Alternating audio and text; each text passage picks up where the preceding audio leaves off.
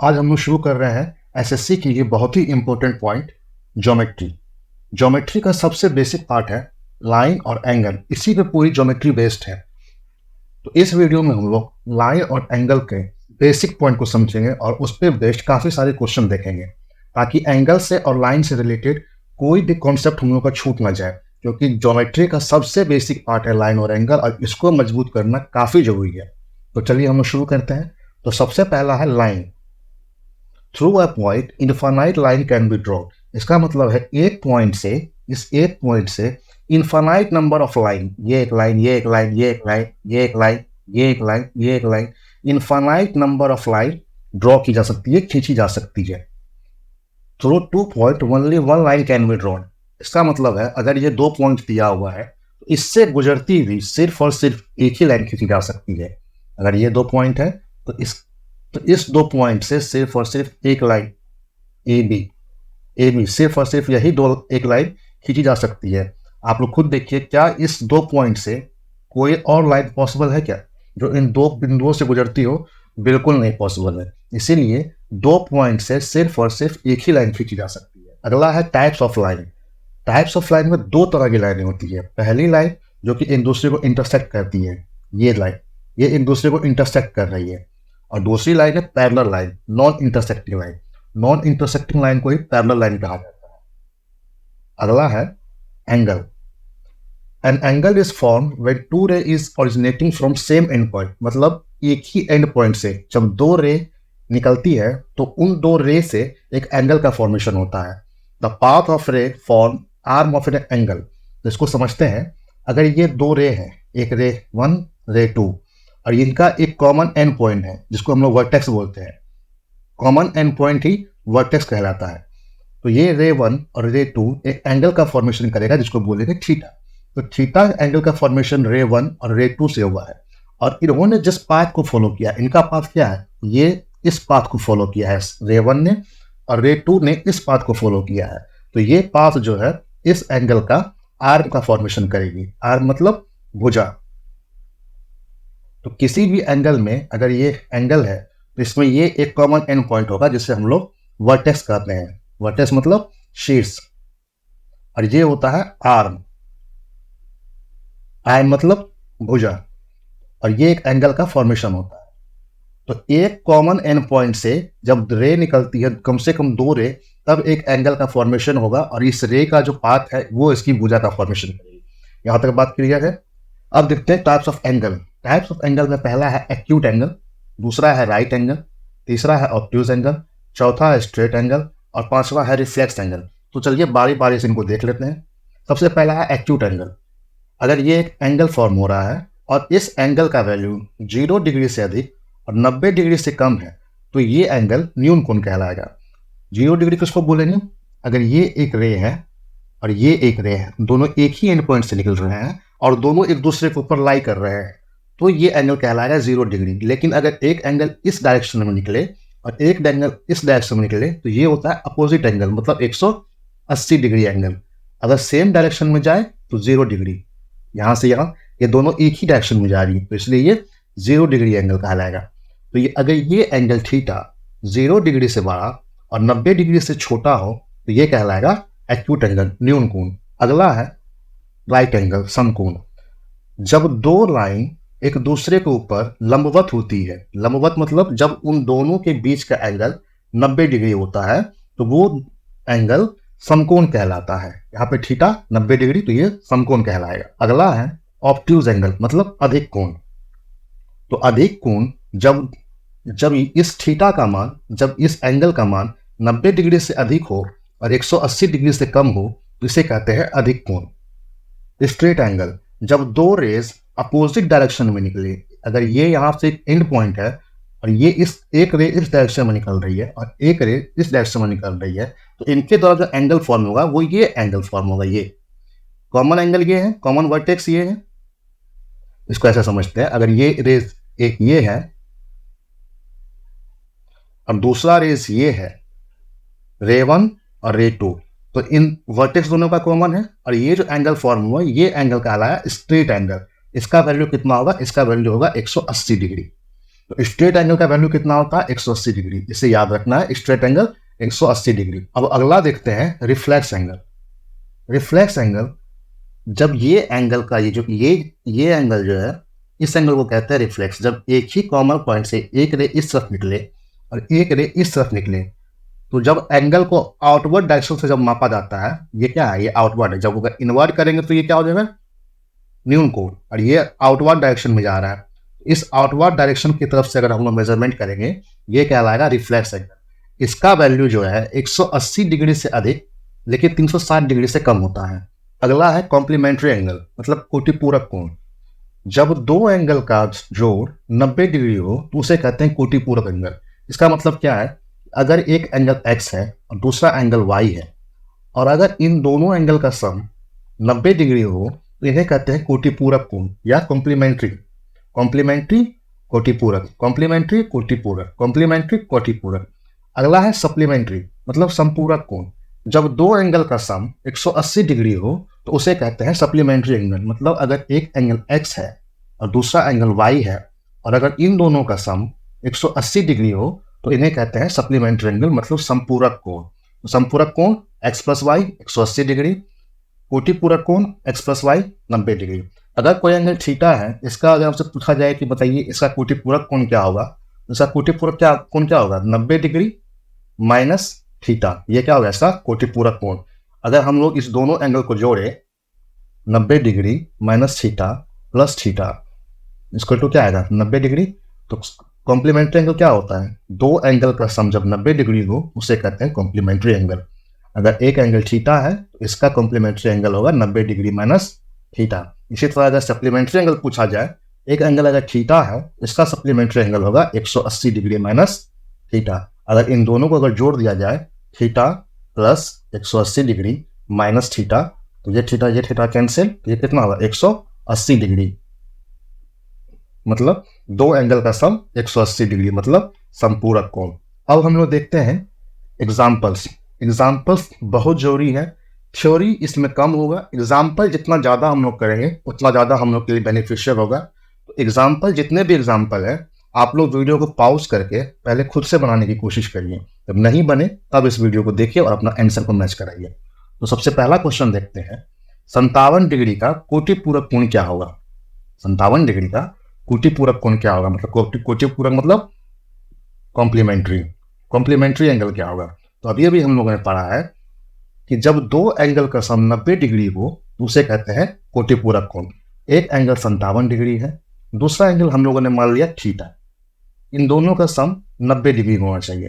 तो यहाँ से थीटा की वैल्यू क्या आएगी, यहाँ से थीटा की वैल्यू आएगी 33 डिग्री। यहाँ पे आंसर में थोड़ा सा मिसमैच है, ये इसको करना है 33 डिग्री, ठीक है, ये हो जाएगा 33 डिग्री। तो अगर 57 डिग्री है और अगर 33 डिग्री है, दोनों को जोड़ेंगे तो कितना आएगा 90 डिग्री। इसका मतलब है 57 डिग्री का कोटिपूरक कोण होगा 33 डिग्री, तभी इन दोनों का जोड़ 90 डिग्री पूरा होगा। अगला क्वेश्चन है, दो कोटिपूरक कोणों का अनुपात 2:3 है, तो दोनों कोण के बीच का अंतर निकालें। तो इसका ऑप्शन है 16 डिग्री, 12 डिग्री, 19 डिग्री और 18 डिग्री। तो चलिए देखते हैं, दो कोण है 2:3 में, तो मानते हैं पहला कोण 2x है और दूसरा कोण 3x है। अब क्या कह रहा है, दो कोटिपूरक कोणों का अनुपात 2:3 है। अगर ये 2x है, ये 3x है, 2x प्लस 3x कोटिपूरक कोण है, तो कोटिपूरक कोण में कोण का सम कितना होता है 90 डिग्री। कोटिपूरक कोण का सम कितना होता है 90 डिग्री। तो 5x equal to 90 degree, x equal to 18 degree. इसमें क्या पूछा है, तो दोनों कोण के बीच का अंतर निकाले। तो ये x का वैल्यू आया 18 डिग्री, तो कोण का वैल्यू क्या आएगा, एक कोण है 2x, दूसरा कोण है 3x। तो 2x इक्वल टू 36 डिग्री और 3x इक्वल टू 54 डिग्री। इन दोनों का अंतर आएगा 18 डिग्री। तो सही ऑप्शन है ऑप्शन नंबर डी। अगला क्वेश्चन देखते हैं, एक कोण का मान उसके कोटिपूरक कोण से 14 डिग्री कम है, तो उस कोण का मान ज्ञात करें। तो देखते हैं, अगर एक कोण थीटा है तो उसका कोटिपूरक कोण क्या होगा 90 डिग्री माइनस थीटा। इसमें कह रहा है एक कोण का मान उससे कोटिपूरक कोण से 14 डिग्री कम है, मतलब ये 90 डिग्री माइनस थीटा 14 डिग्री कम है। तो इस थीटा को इस तरफ ले आएंगे, 2 थीटा इक्वल टू हो गया 76 degree, theta equal to 38 degree. इसका सही ऑप्शन होगा ऑप्शन नंबर डी। अगला क्वेश्चन है 100 डिग्री का संपूरक कोण ज्ञात करें। तो संपूरक कोण में क्या होता है कि दो कोण का योग 180 डिग्री होता है। अगर एक कोण 100 डिग्री है तो दूसरा कोण कितना होगा 80 डिग्री, तभी इन दोनों का सम कितना होगा 180 डिग्री। तो 100 डिग्री का संपूरक कोण कितना होगा 80 डिग्री। सही ऑप्शन है ऑप्शन नंबर सी। अगला क्वेश्चन है दो संपूरक कोण का अनुपात 7:11 है तो दोनों कोण ज्ञात करें। तो चलिए देखते हैं। दो संपूरक कोण 7:11, तो माना पहला कोण 7x, दूसरा कोण 11x। इन दोनों का सम 7x + 11x = 180 डिग्री होना चाहिए, क्योंकि क्वेश्चन में दे रखा है दो संपूरक कोण का अनुपात। अगर पहला कोण 7x है तो दूसरा कोण 11x होगा, और ये दोनों संपूरक कोण है तो इन दोनों कोण का योग 180 डिग्री होगा। तो 18x = 180 डिग्री, x = 10 डिग्री। तो पहला कोण होगा 70 डिग्री और दूसरा कोण होगा 110 डिग्री। तो सही ऑप्शन है 70 डिग्री और 110 डिग्री, ऑप्शन नंबर डी। अगला क्वेश्चन है दो संपूरक कोण का अनुपात 7:11 है तो छोटे कोण का कोटिपूरक कोण ज्ञात करें। यहाँ पर देखिए, यहाँ पर दोनों क्वेश्चन मिक्स। पहले हमको संपूरक कोण निकालना है, फिर हमको कोटिपूरक कोण निकालना है। तो चलिए देखते हैं। 7:11, यहाँ से एक एंगल आएगा 70 डिग्री।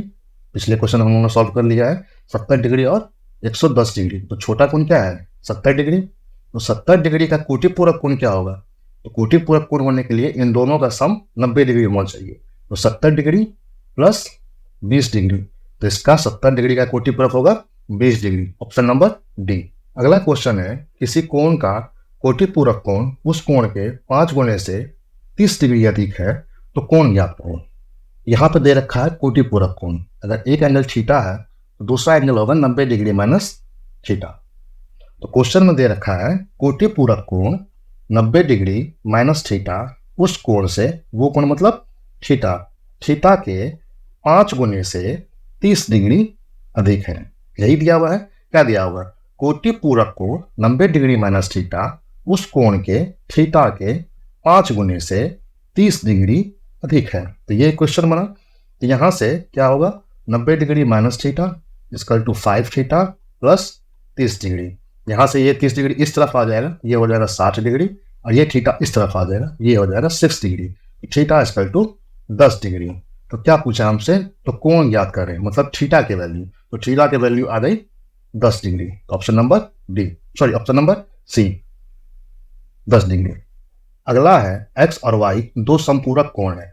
यदि कोण x का संपूरक कोण और y के कोटिपूरक कोण का, यदि कोण x का संपूरक कोण y के कोटिपूरक कोण का आधा है तो x अनुपात y ज्ञात करें। बहुत ही अच्छा क्वेश्चन है, इसको देखते हैं। x और y दो संपूरक कोण है, तो दो संपूरक कोण है तो इन दोनों का सम कितना होगा 180 डिग्री। यहां से एक इक्वेशन बनेगा x + y = 180 डिग्री। ठीक है।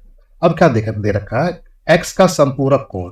तो अगर x का संपूरक कोण क्या होगा x, तो इसका संपूरक कोण क्या होगा 180 डिग्री माइनस x। तो क्या दे रखा है x का संपूरक कोण मतलब 180 डिग्री माइनस x = y के कोटिपूरक कोण का आधा है।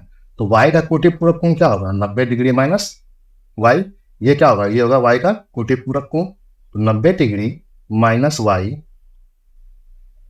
कोण का आधा है, तो 1:2। यहां से क्वेश्चन बनेगा ये 360 degree minus x = 90 degree minus y। यहां से ये हो जाएगा 270 डिग्री = 2x माइनस y। और ये पहला क्वेश्चन, ये है क्वेश्चन नंबर 1, क्वेश्चन नंबर 2। अगर हम इन दोनों क्वेश्चन को सॉल्व करें तो क्या आएगा x + y = 180 डिग्री और 2x माइनस y = 270 डिग्री। यहाँ से क्या आ गया 3x 0 8 7 15 2 1 3 1 4 x = 150 डिग्री। तो हमसे क्या पूछा है x = y। अगर x 150 है तो y कितना होगा 30 डिग्री, क्योंकि x + y 180 डिग्री है। तो x है 150 तो y होगा 30 डिग्री। तो हमसे क्या पूछा x = y 150 अनुपात 30। तो 3 × 5 = 15, 5:1। इसका सही ऑप्शन होगा ऑप्शन नंबर सी, 5:1। अगला है कोण x का संपूरक कोण उससे कोटि पूरक कोण के दोगुने से 20 डिग्री अधिक है। कोण A का संपूरक कोण और कोटि पूरक कोण का योग कितना होगा? तो यहां से ये जो कोण A है ये मिसप्रिंट है, यहाँ पे कोण x होगा। तो यहां से हम देखते हैं कोण x का संपूरक कोण, अगर कोण x है तो इसका संपूरक कोण क्या होगा? 180 डिग्री माइनस x। इतनी बार को संपूरक कोण और कोटि पूरक कोण को याद करना है, रचना है, बोलना है, ताकि एग्जाम में कोई कंफ्यूजन ही ना रहे। कभी कभी एग्जाम में कंफ्यूजन हो जाता है कोटि पूरक और संपूरक में, कोटि पूरक क्या होगा और संपूरक क्या होगा। तो अगर x कोण अगर x है तो इसका संपूरक क्या होगा? 180 डिग्री माइनस x। उसके कोटि पूरक से x का कोटि पूरक 90 डिग्री माइनस x, उसके कोटि पूरक के दोगुने से 20 डिग्री अधिक है। तो कोण x का संपूरक कोण 180 डिग्री माइनस x, उसके कोटि पूरक से 90 डिग्री माइनस x के दोगुने से 20 डिग्री अधिक है। यहां से हम लोग इक्वेशन सॉल्व करेंगे तो ये क्या आएगा? 180 degree minus x equal to 180 degree minus 2x plus 20 degree. ये 180 डिग्री कट गया, x इक्वल टू 20 डिग्री। अब हमसे क्या पूछा है? अगर हमसे सिर्फ पूछा होता कोण का मान ज्ञात करें तो 20 डिग्री इसका आंसर होता, लेकिन यहाँ से क्या पूछा है? कोण x का संपूरक, 20 का संपूरक क्या होगा? 160 डिग्री, और 20 का कोटि पूरक क्या होगा? 70 डिग्री। इन दोनों का सम पूछा है, 160 और 70 230 डिग्री। इसका सही ऑप्शन होगा ऑप्शन नंबर डी। अगला क्वेश्चन है कोण x और इससे कोटि पूरक का गुणनफल 1800 है, तो छोटे कोण का संपूरक कोण ज्ञात करें। तो चलिए देखते हैं। कोण x और इसका कोटि पूरक कोण 90 डिग्री माइनस x, इन दोनों का गुणनफल मतलब x into 19 degree minus x equal to 1800। यहां से ये क्वेश्चन क्या बनेगा? 90x minus x square equal to 1800। तो ये फाइनल क्वेश्चन बनेगा x square minus 90x plus 1800। यहाँ से इसको सॉल्व करेंगे तो ये आएगा x square minus 30x minus 60x plus 1800 equal to 0। यहाँ से आएगा x इक्वल टू 30 डिग्री और x इक्वल टू 60 डिग्री। तो अब एक कोण आ गया 30 डिग्री और उसका संपूरक उसका कोटि पूरक आ गया 60 डिग्री। हमसे क्या पूछा? छोटे कोण का। तो छोटा कोण क्या होगा? 30 डिग्री का संपूरक कोण, 30 का संपूरक कोण 150, इन दोनों का सम 180, 30 का 150, ऑप्शन नंबर सी 150 डिग्री। अगला क्वेश्चन है क्वेश्चन नंबर 11।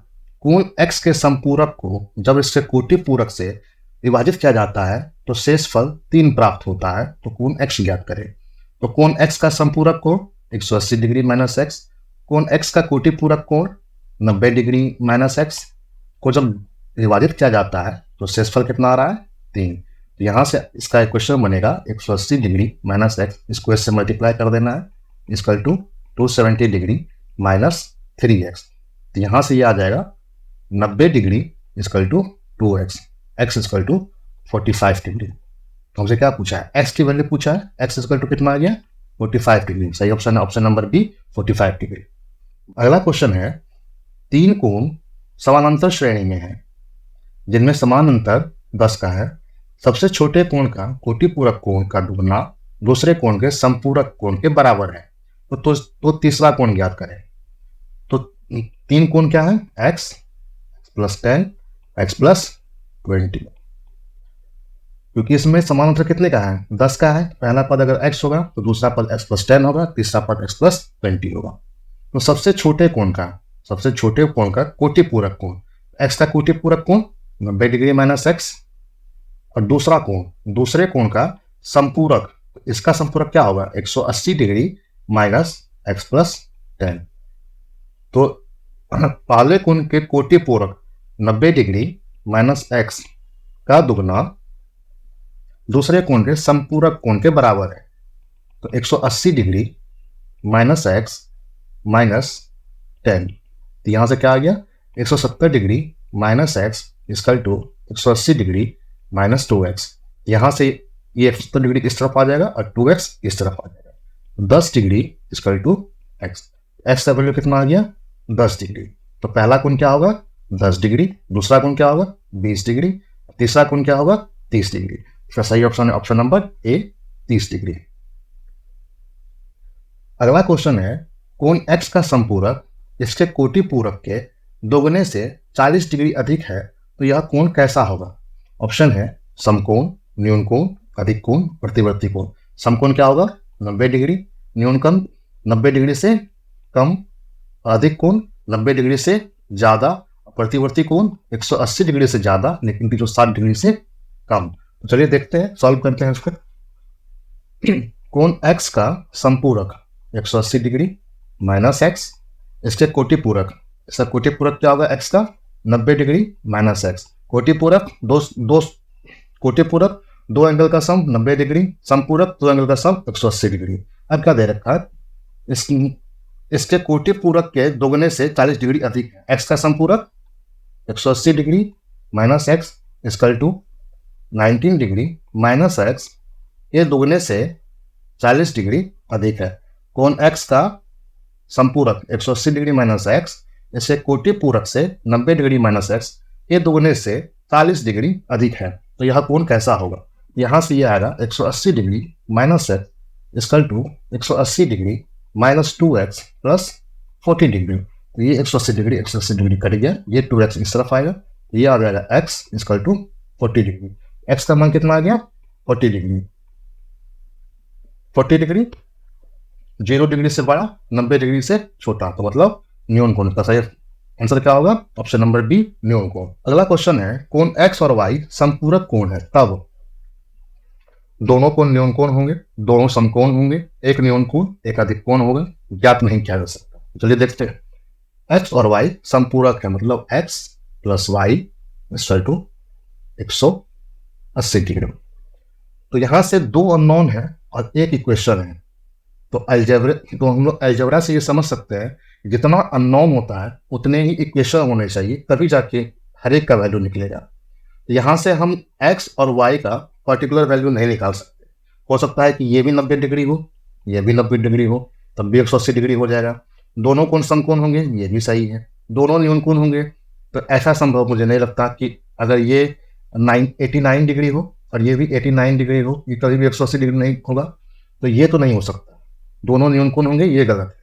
दोनों समकोण हो सकते हैं, एक न्यून कोण एक अधिक कोण, अगर एक 150 डिग्री और एक 30 डिग्री हो सकता है, ये भी हो सकता है, ज्ञात नहीं किया जा सकता। ये सबसे अप्रोप्रिएट आंसर है, क्योंकि यहाँ से हम x और y डेफिनेट नहीं निकाल सकते कि x कितना है और y कितना है, क्योंकि यहाँ पे दो अननोन है और एक ही क्वेश्चन है। इसीलिए इसका सही ऑप्शन होगा ऑप्शन नंबर डी, ज्ञात नहीं किया जा सकता।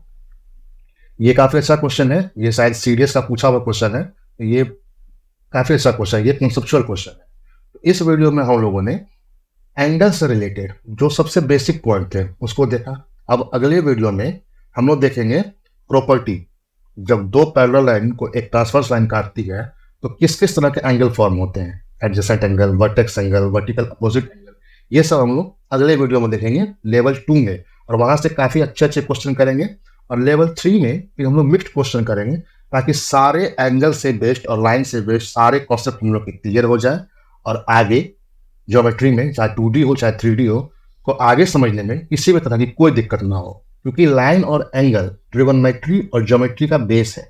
अगर इसको अच्छे से कर लिया तो लगभग 25% आपकी ज्योमेट्री यहीं से सॉल्व हो जाएगी, अगर आपके कॉन्सेप्ट क्लियर है। बाकी तो ज्योमेट्री एक विजुअलाइजेशन है, इसलिए बिना पेन उठाए आप कुछ भी कर सकते हैं, बिना पेन उठाए आप 5 सेकंड में कुछ सॉल्व कर सकते हैं, अगर आपका विजुअलाइजेशन अच्छा है। तो अगर आपको ये वीडियो अच्छा लगा है, हमारे चैनल को सब्सक्राइब कर दीजिए और इस वीडियो को लाइक कर दीजिए और इसको शेयर भी कर दीजिए, ताकि जिनकी ज्योमेट्री कमजोर है वो 0 लेवल से कुछ समझ सके।